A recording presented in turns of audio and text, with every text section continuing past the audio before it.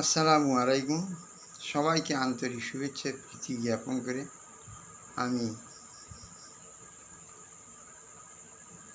আপনাদের আজকে যে আলোচনা করব সেটা হলো নিজের উন্নতি কীভাবে করা যায়। এই নিজের উন্নতি কীভাবে করা যায় এটাই এক নম্বরেই আপনাকে সকাল সকাল উঠতে হবে।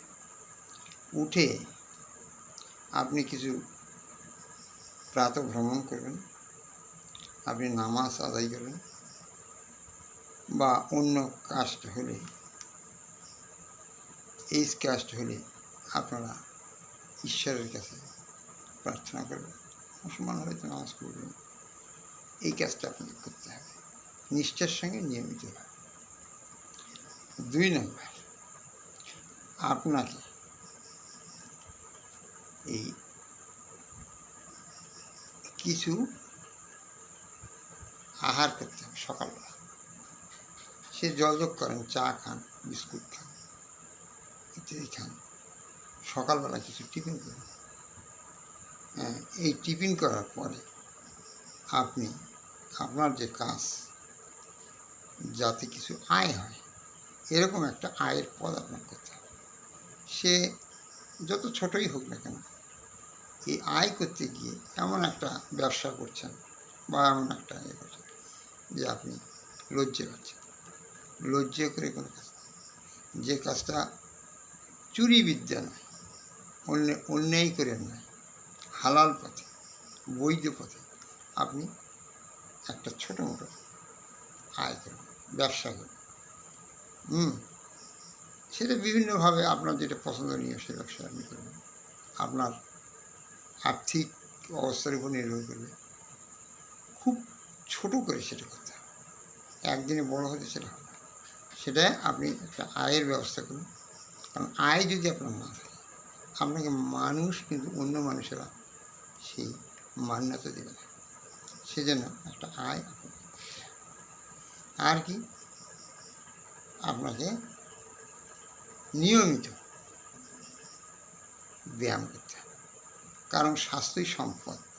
স্বাস্থ্য যদি আপনার ঠিক না থাকে তাহলে আপনার কিছুই করতে পারবেন না, কিছু আয়ও করতে পারবেন না, পৃথিবীকে চলতে পারবেন না, ধীরে ধীরে দুর্বল হয়ে যাবে।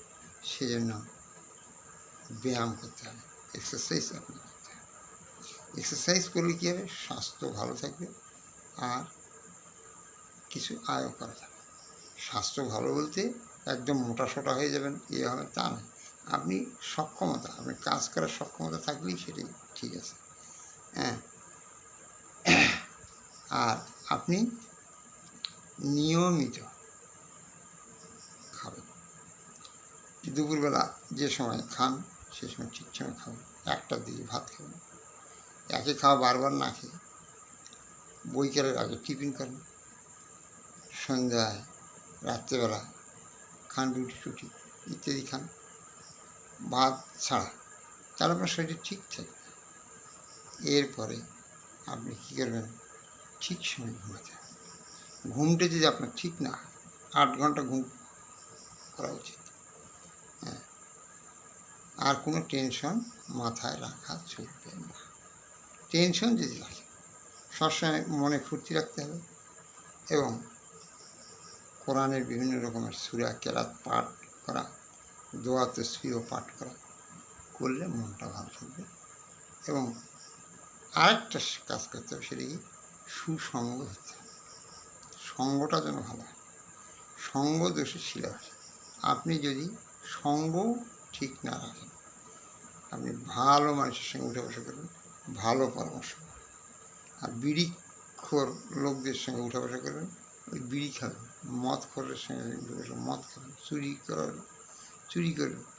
এই জন্য এই সমস্ত সঙ্গগুলো ছাড়তে হবে। এগুলো দুশ্চরিত্র, এগুলা উচিত নয় এই সমস্ত কাজগুলো করা। সেজন্য এইগুলোকে আপনার ছাড়তে হবে। আলাপাত খাওয়া, বিড়ি খাওয়া, মদ খাওয়া, চুরি করা, মিথ্যা কথা বলা, এগুলো থেকে আপনি বিরত থাকুন। এগুলো থেকে আপনি ভালো থাকুন। আর ভালো লোকের সঙ্গে ধরুন, ভালো লোকের প্রশ্ন করুন যে আমি কীভাবে উন্নতি হব। এরকম যদি করেন আশা করা যায় আপনার আয়ুও বৃদ্ধি পাবে এবং আপনি খোদার কাছেও পছন্দনীয় হবেন, আপনার ইহকাল পরকাল ভালো হবে। সবাইকে আন্তরিক প্রীতি শুভেচ্ছা জানিয়ে আসসালামু আলাইকুম ওয়া রাহমাতুল্লাহি ওয়া বারাকাতুহু।